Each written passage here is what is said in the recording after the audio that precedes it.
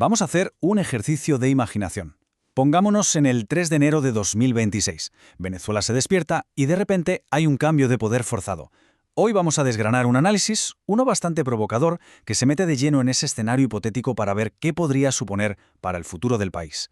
Y el autor nos lanza directamente ahí, al ojo del huracán. Estamos en Caracas, en una mañana que, desde luego, va a marcar un antes y un después en la historia del país. Y aquí, ¡pum!, el detonante. Una operación militar de Estados Unidos saca del poder a Nicolás Maduro. Pero, ojo al dato, el término que se usa no es derrocamiento, es extracción. Y esa palabra, extracción, no es casual. Tiene unas implicaciones legales y políticas muy concretas. Claro, la pregunta es inevitable, ¿no? ¿Cómo se ha podido llegar a este punto tan extremo? Bueno, pues el análisis echa la vista atrás, rebobina, para explicarnos toda la cadena de acontecimientos y sobre todo las justificaciones que habrían llevado a esta intervención. Y aquí es donde la cosa se pone interesante. O complicada, según se mire. Vamos a meternos de lleno en cómo Estados Unidos intenta justificar, desde un punto de vista legal, una acción que a primera vista choca frontalmente con los principios básicos del derecho internacional. Vale, la pieza clave de todo este argumento legal es un concepto que suena un poco técnico: la jurisdicción extraterritorial. ¿Qué significa esto en cristiano? Pues básicamente es la idea de que tus leyes, las leyes de un país, pueden aplicarse fuera de sus fronteras. Pueden perseguir a alguien si se considera que lo que esa persona hace, aunque sea en otro país, es una amenaza para tu seguridad nacional. Y claro, no estamos hablando de cualquier cosa. Las acusaciones son muy serias. La justificación se apoya en cargos federales gravísimos. O sea, el argumento es que el gobierno venezolano no es un simple adversario político, es que se le presenta casi como una organización criminal, como una amenaza directa para la seguridad de Estados Unidos. Y aquí lo tenemos. El choque de trenes es inevitable. Por un lado, tienes la lógica de la seguridad nacional de un país que dice «me siento amenazado». Y por el otro, el pilar fundamental de las relaciones internacionales, la soberanía de los estados. Son dos mundos, dos marcos legales que aquí colisionan de frente. Vale, ya hemos visto la justificación. Ahora vamos a lo que pasa justo después. ¿Cómo se mueve el poder dentro de Venezuela en las primeras horas, en este escenario? Lo que viene a continuación es, una carrera a contrarreloj para darle una apariencia de legalidad a todo. El análisis describe una serie de movimientos, todos muy rápidos y calculados, para que en cuestión de horas haya un nuevo gobierno que parezca legítimo. Pero aquí viene la gran ironía, la gran contradicción, y el autor lo deja muy claro. La persona que asume el liderazgo fue nombrada ¿por quién? Pues por la misma persona que Estados Unidos acaba de sacar del país.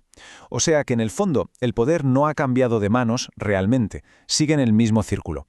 Y con esto llegamos al meollo de la cuestión, al punto clave de todo este análisis. A pesar de una intervención tan espectacular, el resultado no es una democracia de verdad. No. Lo que queda es otra cosa. Y en esto el texto es tajante. ¿Qué pasa con los líderes que, según se argumenta, ganaron las elecciones de 2024 y tenían el apoyo popular? Pues que en este nuevo reparto de cartas sencillamente se les deja fuera, completamente ignorados. Claro, este nuevo gobierno tiene un precio geopolítico muy claro. Para Estados Unidos, la ganancia es evidente, sacar del tablero a rivales como Rusia, China o Irán. Pero, ¿y para Venezuela? Para Venezuela el coste es muchísimo más alto. Lo que nos dice el autor es que, en la práctica, se está haciendo un trueque. Se cambia la soberanía nacional a cambio de quitar el régimen anterior.